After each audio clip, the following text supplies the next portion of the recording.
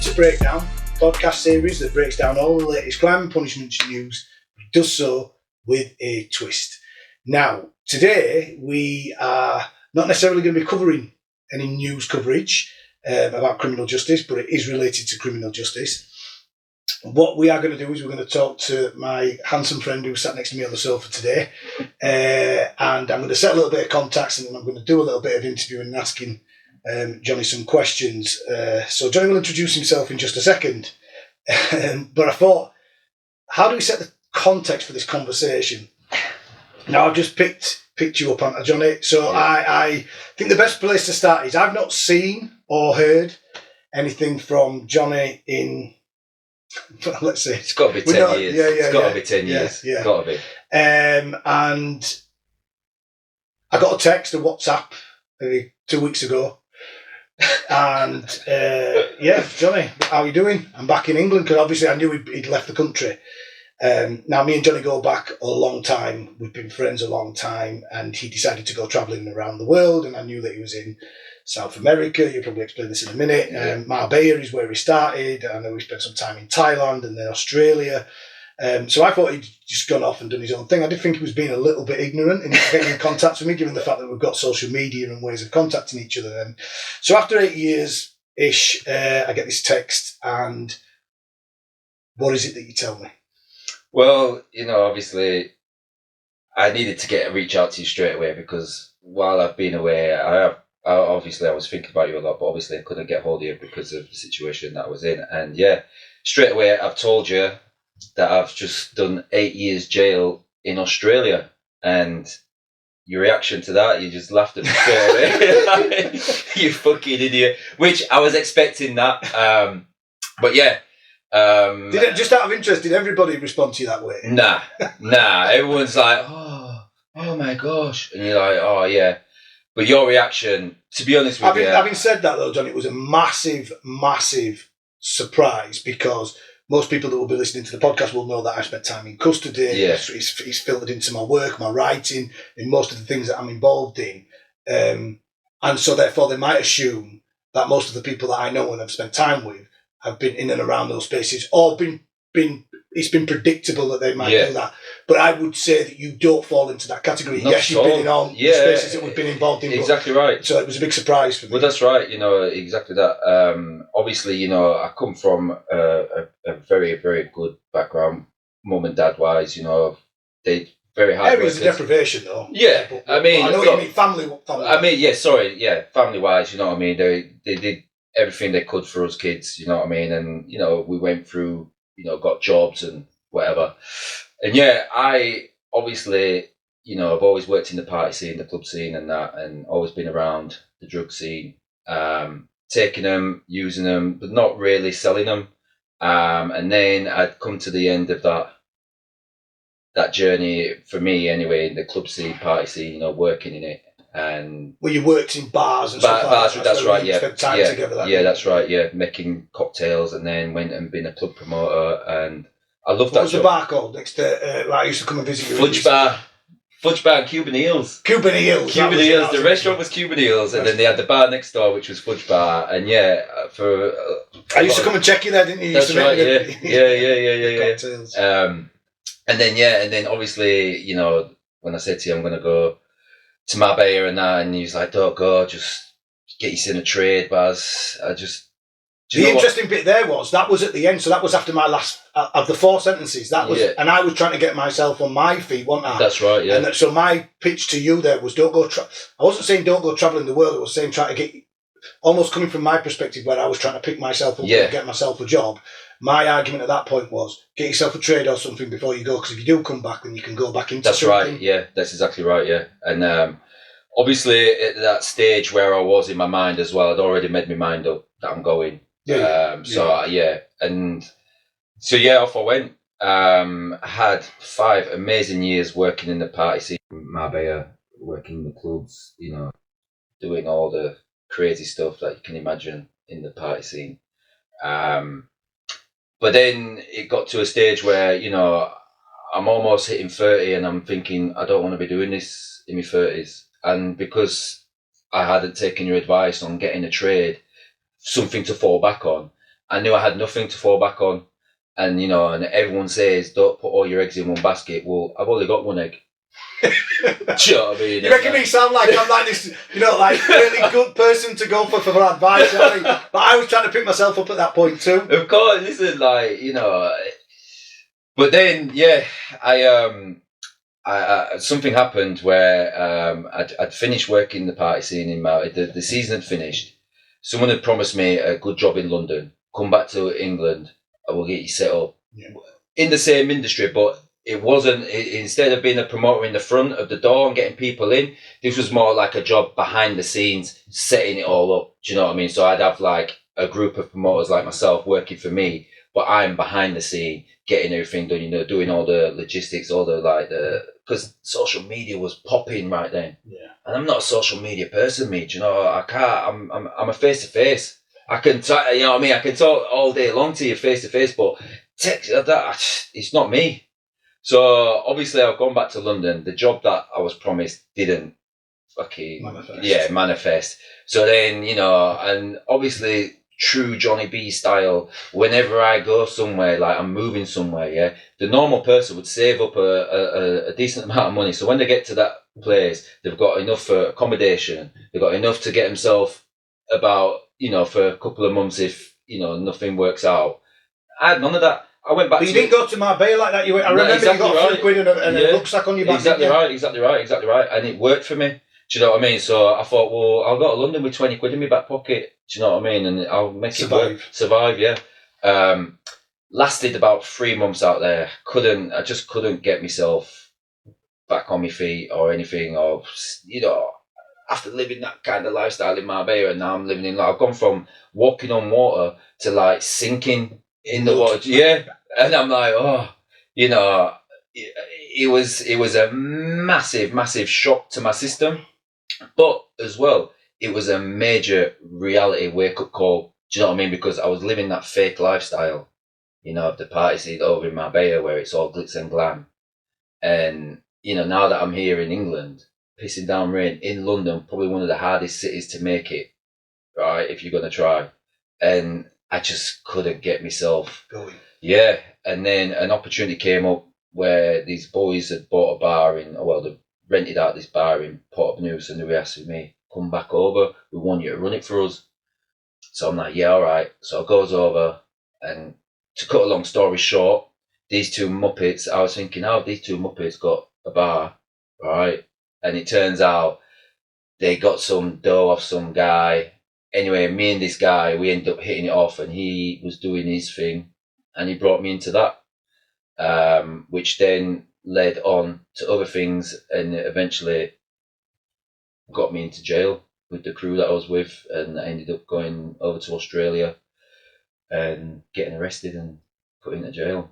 Okay, so I appreciate we haven't got loads of time on the podcast, but you did go from like C to Z. Yeah. So just think it'd be interesting. I mean, I know bits, but again, you're telling me for the first time. Yeah, right? exactly right. Yeah. You're telling me for the first time too. No, So I don't necessarily need to go into too much detail for obvious reasons. But what was it? You know, when you say I got involved in like a group and you know you ended up in jail. So what was it? Or do you know why? Yeah, well, I obviously to a certain degree I can tell you know what I mean, because of it, I don't want to incriminate myself or any other people. But yeah, so when I was over in Spain and I got involved with this guy, all we was doing though, we were just selling fucking steroids. Yeah. I remember that. Exactly you came back to Leeds and you had long hair. Yeah, that's right. And I came to your mum's house. That's exactly right. Yeah. So when I was like, I don't know if you told me. I think you did tell me. Yeah, I will have done because that's what I was doing at the time. Anyway, obviously, when you're involved in the drug game, you know, it starts at the steroids and then it fucking trickles down to the heavier stuff. Yeah. Do you know what I mean? Yeah. So obviously the steroids and the people I was dealing with and knocking around with, I got involved with this other crew of so they introduced you to so it naturally like an organic thing. Exactly right. When I was a kid. Exactly right. It does. It just opens doors, doesn't it? Yeah. You go down and then meet this guy and because of my personality and the person that I am, obviously, you know, these people that they like that. Yeah. Do you know what I mean? They liked who. I Do you know understand. what I mean? Yeah, but going back to me, when I was a kid, that was what worked against me. So we were living in a vulnerable house, no adult males. My mum, my mum, she couldn't take care of us. Yeah. And because I was taking drugs, then the opportunities came. That's right. And then they see the skill set that you bring in. That's and right. They capitalise on it. That's exactly right. And obviously, in this situation that I'm in right now, I don't want to go back to England. I don't want to come back to Leeds. So it becomes it's almost like a stop safe, a safety net in it. Exactly right, exactly right. So I'm thinking, right, so these people are willing. So, and, obviously. By the way, I remember you saying, I'm going over there to Port Banús, is it? Yeah. I remember you saying that, and I can remember saying, who's he going over there? You know what I mean? In my mind, like, who's he going over there with? Who's he met? Yeah. But I'm just leaving you to it. Of course, yeah, exactly right. And that's exactly right. And that's what's happened. I've gone out and again, obviously, these people that I've got involved with, big fucking players. Anyway, without going too much into detail. Yeah, which you don't need to. Which I don't need, yeah. I've ended up from that.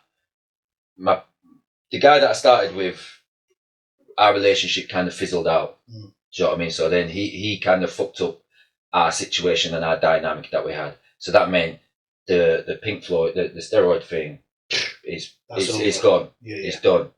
So you say it's been taken away. It's been taken away. So now I've had to I won't say desperation, but I just don't, like I said, I don't want to go back to England. You know what I mean? And I don't want to go back working in the bars. I'm done.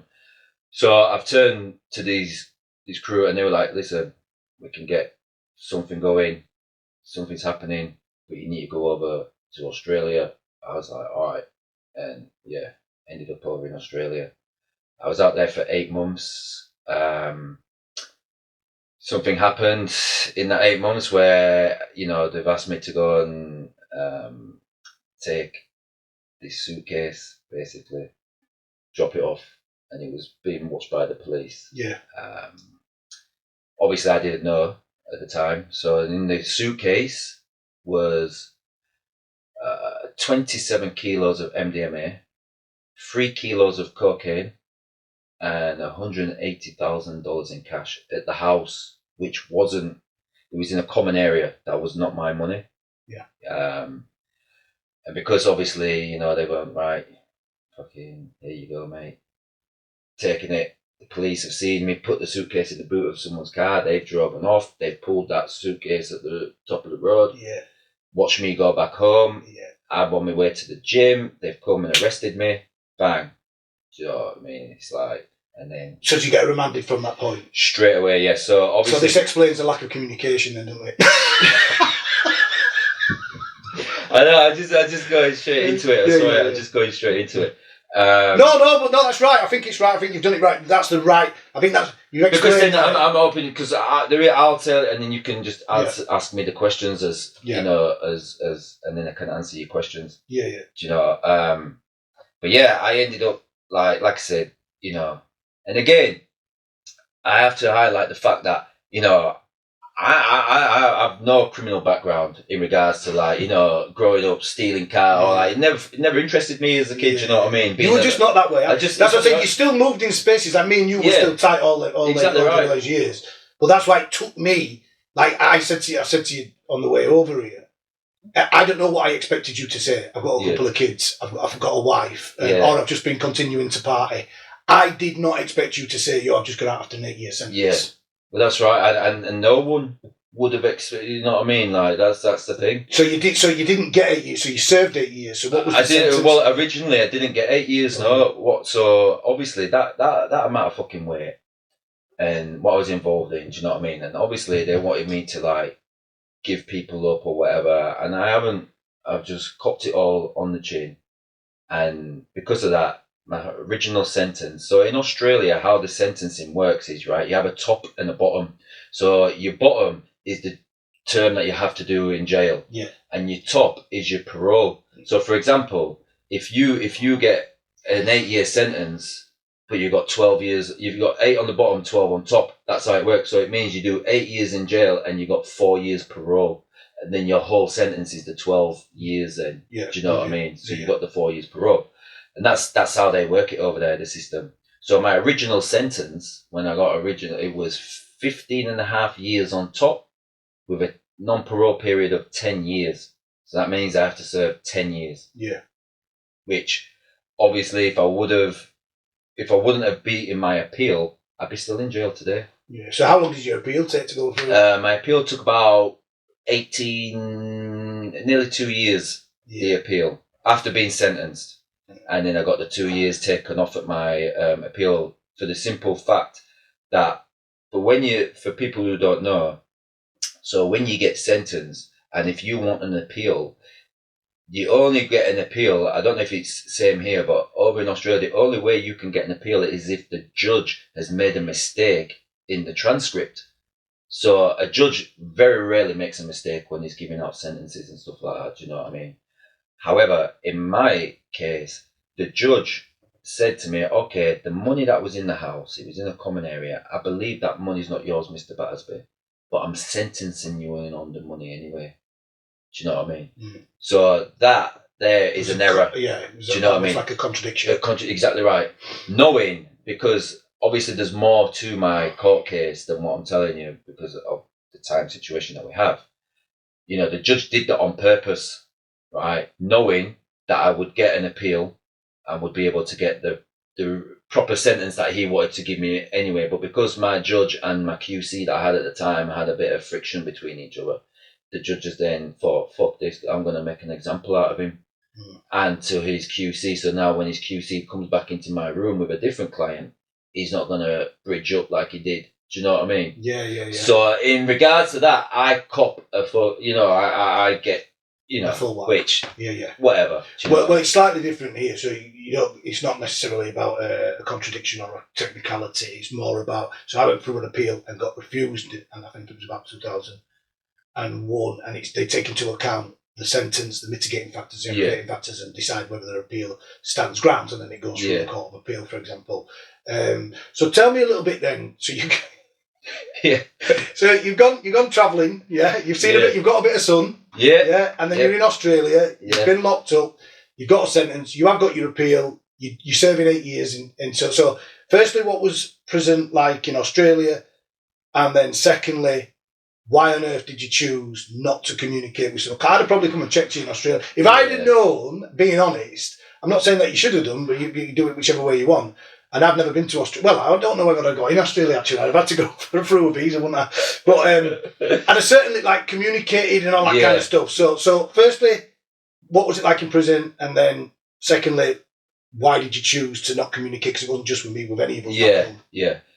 So firstly, the jail system over there, it's a first world country with a third world jail system. Do you know what I mean? It's completely broken. So you're going into remand. So when you go into remand, it's the fucking jungle.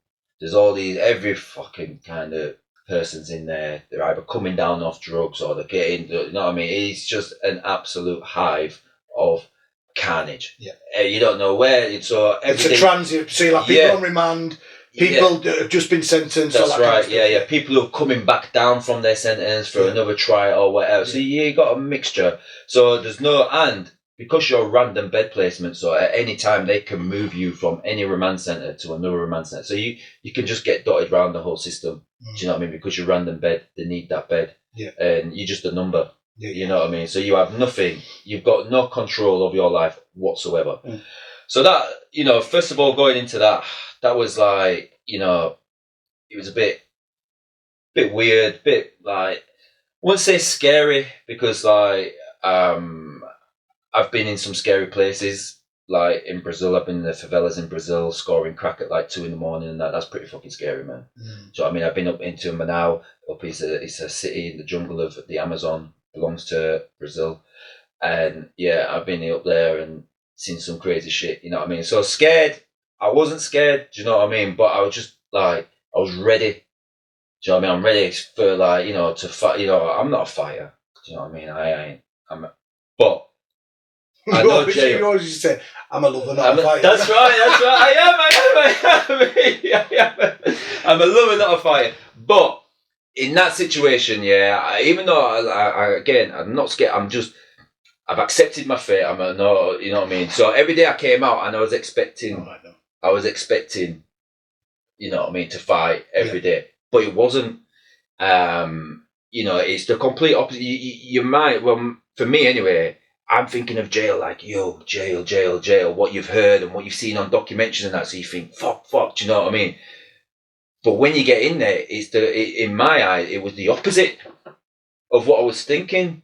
Because, you know, like I said, there's a lot of drug users. They're all like chasing the drugs. Do you know what I mean? Then you've got like the guys who are like politicians, you know what I mean, from areas and areas. Do you think it helped you? Do you think it helped you? Like you obviously knew me by this time. Yeah. You've seen me go in and out of custody and all that kind of stuff. Do you think that helped? Oh, 100%. Having people, do you know what I mean? 100%. Yeah. Because like I know when you've gone through what you'd gone through, and when you got out and you shared your experience with me, and I was like, oh shit. And then I remember going in, right, and thinking about you, and you know, and I was thinking, well, you know, Andi can do it. Do you know what I mean? Like, and when I come out, I was all right. Yeah, exactly. That's what I mean. You've come out bouncing. Do you know what I mean? Like no effect. Do you know what I mean? Obviously, I don't know what effect it might have had inside you. You know what I mean? Yeah. But on the outside, how you've come out, and like, yo, do you know what I mean? I was like, yeah, I think I can do this. Do you know what I mean? With me and Max did a podcast about this not long ago about like coming out, and actually you do come out, because we're talking about like stigma and going with girls and stuff like that. Like, and I was trying to, like, when I come out, depends what spaces you're going into, because when you're right, when I come out, because of the spaces that I were going back into, I was bouncing because everyone was like, yo, Andy's out, do you know what I mean? So I agree. But then obviously when I don't know how it was for you when you've, after bouncing and you've gone home to your room and you sat at home in your fucking room on your own and the door's shut, and then you're like, oh, whoa, you know what I mean? For me, it was always the lack of like capital that I had in that circumstance. So he's getting out and putting a face on it, and relationships wise, but you land and you think, I've got no aspirin, I've got no credit in the bank here. Do you know what I mean? I've got no job opportunities. That's what's hitting me right now. That's what you're just going through, or what you just talked about there. I'm experiencing that right now, but we'll get to that. So going into the remand, obviously, you know, and the other way to explain like the jail, for like, in a way, it's like, you know, we grew up on the streets. Well, the jail's just like being on the streets, but you're caged in. Yeah. And everything's just on top of each other, so everything's magnified. Becomes intense. Exactly right. But if you know how to survive on the streets, then you know how to survive in jail. Do you know what I mean? And that's exactly what I did in there. I just took that experience that I have on the streets and used it in there. Do you know what I mean? You know when you're out in different areas or like that, you see, you don't start going talking to people like you're some big macho man here. You know what I mean? Humble. It's a knowledge base, isn't That's it? right. It's a capital. So I'm writing something at the moment. I'm saying that. So your street capital crosses over to become carceral capital. That's right. Yeah. That's exactly right. And honestly, that's how I was able to survive in there, by using those skills. Do you know what I mean? And then obviously, to survive in jail, as you know yourself, you have to make friends. You've got to make friends. Well, I've never had a problem with that. I've always been able to, you know, my personality and that. And funnily enough, my personality because I'm such a bright personality and like, always full of life. So even though I was incarcerated, I didn't let the jail system take that bit of life out of me. Do you know what I mean? That bouncy and that. So being able to use that in there, in certain groups settings with people, they love me. It has capital, of course it does, because you're in quite a dire situation. So if someone can come in your space and uplift it, that's right. And that was my weight in gold in there. 100%. That was my weight in gold in there. That was honest to God, right? Obviously, I did 8 fucking years, and I didn't do it tough in that regards, because I had good people around me. They wanted to be around me. I wanted to be around them. The good energy, and I maintained that energy through the whole 8 years. Do you know what I mean? And it was tough at times, you know what I mean? Because you're thinking, fuck, you know, it's too long, it's getting too much. But the guy next to you, he's going through the same. Do you know what I mean? And you're able to talk to him, and, you know, as you said, you become like tight like brothers, and you become like family. You're my family now. You know, and being other side of the world where I didn't get visits off my family. Also, he's from Vancouver, my mate. So all his family were over in Vancouver. Do you know? So we were going through the same commonality. Commonality, that's right. And a lot of my friends that I met in jail were all deportees, because that's the commonality. That's the, you know what I mean? That's the common thing that you have in common with each other, you know. So yeah, I managed to just cruise through it really. You know what I mean? Because of my own attitude and personality, and that helped big time. Yeah. Okay. So obviously, fast forward, you're here. Yeah. Yeah. So you send me a WhatsApp. In some ways, it was like I almost felt like it's like, okay, I'm in spaces now where I'm talking about people with lived experience and all the custody. I mean, you rang me up, and I think, well, under normal circumstances, you'd be like, yeah, you're back, but there's very little commonality other than. But now you've almost like reached out and like there is something potentially on the cards. But what is on the cards? What's the next thing for Jonny now? As you see things at the moment. Yeah, obviously, first and foremost, I just want to get my identity back. Yeah. And how I feel I can get my identity back is becoming to see you all, like yourself. You were part of my identity, Andy, when we were kids. You know what I mean? Like some of my personality I got from you. I got from Tyrone. I got from my families. You know, so. And that's been taken away because of the circumstances. Do you know what I mean? So now what I want to do is just rebuild that and just get my identity back, and then my future.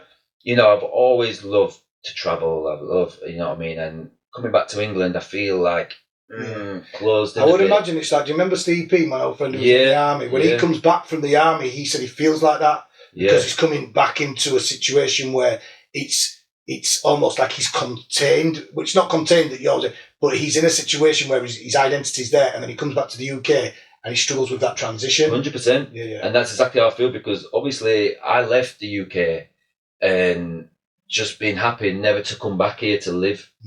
That was like, and then like I said to you, the reason why I ended up you were almost washing yourself off. I remember it, do you know what I mean? I was. Because, you know, like, I just felt there was nothing here for me. Yeah. You know what I mean? Like, even though when we were younger and that, growing up, and I used to go out, I just didn't feel a part. And, like, you know, yourself, we had some great friends that we've all hung out with over the years, and, you know, great little circles. I never felt a part of them. Do you know what I mean? Of course, you know, we're good and that, you know, we talk all the time, we go out and party, but still, there was something missing inside, you know, and I knew what it was. It was, I wanted to see the world, experience the world. I've gone and done that. Now that I'm back, you know, obviously a lot's changed now with family. My parents are, you know, older now. My sisters have had like kids, you know, got nieces and nephews. And I'm married. You're married. You haven't even met my wife. She's just in the house. No. So all this, like, so right now, obviously, eventually I want to go off again and do my thing. But right now, at least for the first year or two, I want to stay here in the UK and spend more quality time with my family. Yeah. Do you know what I mean? Because they've been robbed as well. You know, even though I did that 8-year sentence, they've done an 8-year sentence as well. Do you know what I mean? So now that I'm out, I want to like build the bridges with everyone, and you know, and get my identity back. But at the same time, what am I going to do for work? Honestly, I haven't even thought about what I want to do for work yet. Do you know what I mean? Opportunities might come, they might not. I just, until the opportunities come, and then I can, you know what I mean. But right now, because I've just got out, I'm just more focusing on myself. Yeah, and I think that's the right thing. And so that's why I said to you, jump on the podcast, let's have a chat. There's numerous, I can say to you, I'm in some of these spaces, so there's numerous opportunities for people that have been through the criminal justice system to come back into criminal justice system spaces to either help and support other people or contribute their knowledge base or whatever the case may be. So let's see. But I'm definitely in those spaces. So I'll keep my eyes on. And this is another thing. Like I'm open to any offers or anything. You know what I mean? Because I know that you know what as well. Like from what I've experienced and what I've gone through, and I know I'm a good. Because obviously my background was talking to people and getting people in, do you know what I mean? So I know it's a nice combination. It is, and I feel like, and I'm very comfortable in myself to talk. Like anyone you can ask me any question you want. I'm not going to be offended. I'm not going to be like, oh no, because how are you going to know the answer? If you know what I mean, like I will, So I'm happy, you know what I mean, to just keep doing what I'm doing right now, just focusing on myself.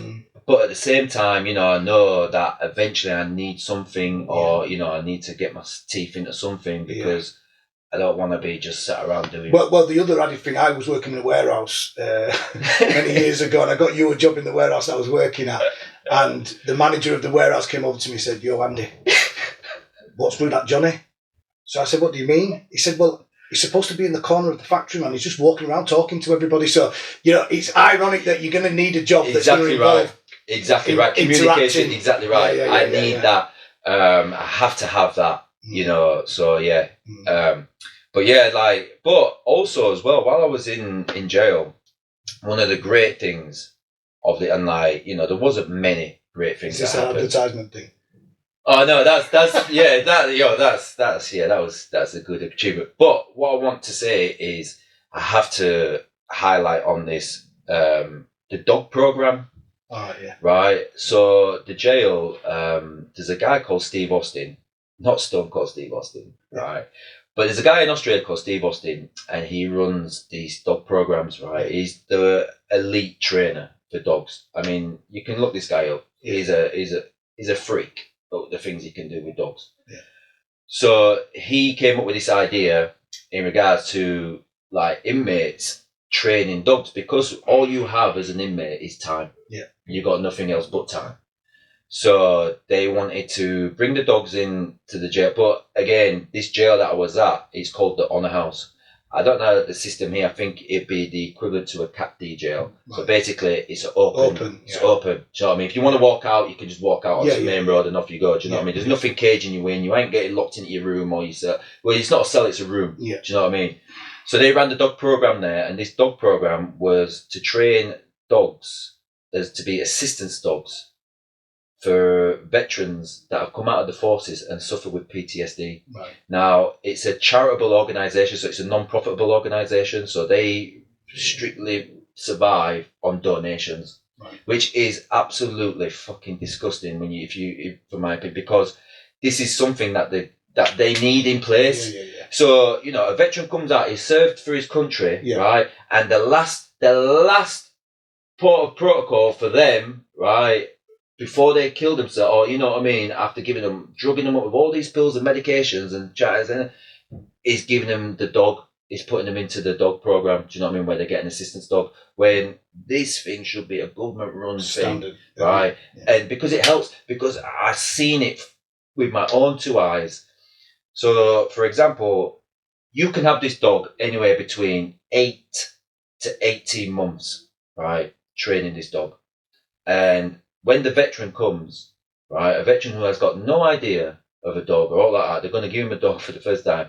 The veteran will stay for a week, right? And so you've got to teach this veteran everything you've taught that dog in those 18 months in a week, right? So a veteran will come and, for example, he'll have triggers, or he'll have some that he wants to work. So, for example, one guy came, he couldn't speak in crowded areas.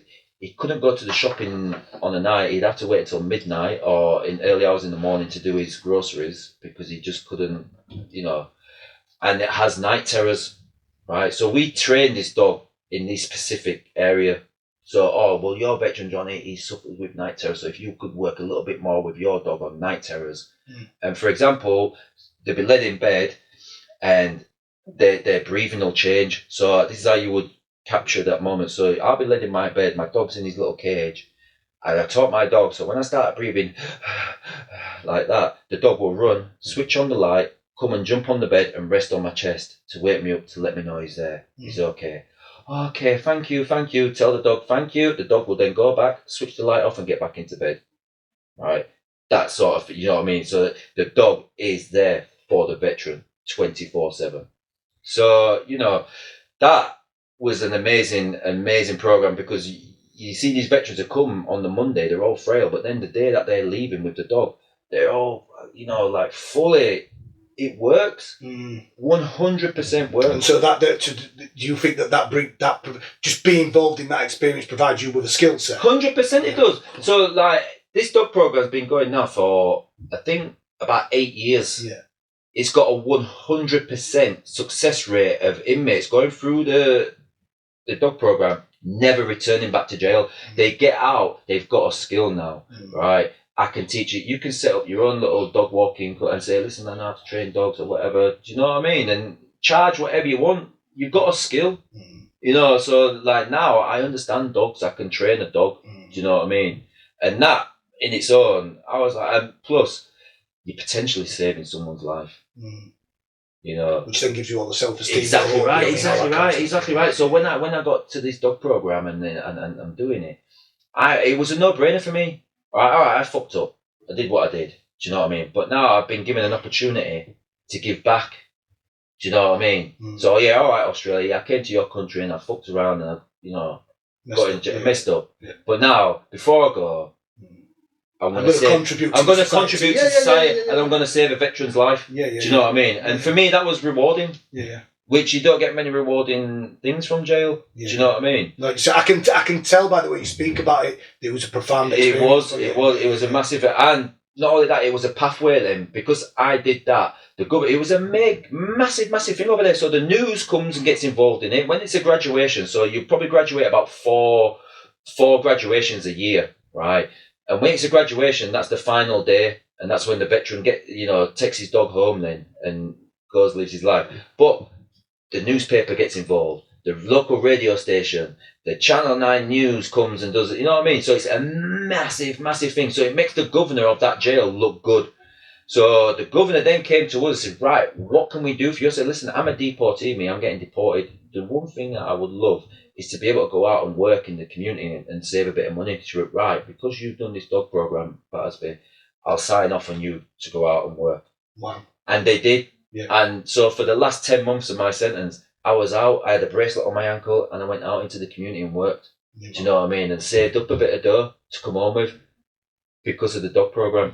Do you know what I mean? And it was for that. So my last 3 years of jail was very, very easy and very, very. But I had to work towards that. When you go into this jail, we've all got the same options. You can either progress and get to where you want, or you can just fuck around and be a fucking idiot. Do you know what I mean? Well, I wanted to progress and get to where I wanted to go. Do you know what I mean? Yeah. And I just focused on that. So I mean, that's really good place to kind of to land it there. So just kind of as an out, if anybody can think of any opportunities that potentially somebody with all that skill set, knowledge and wisdom and ability to train dogs,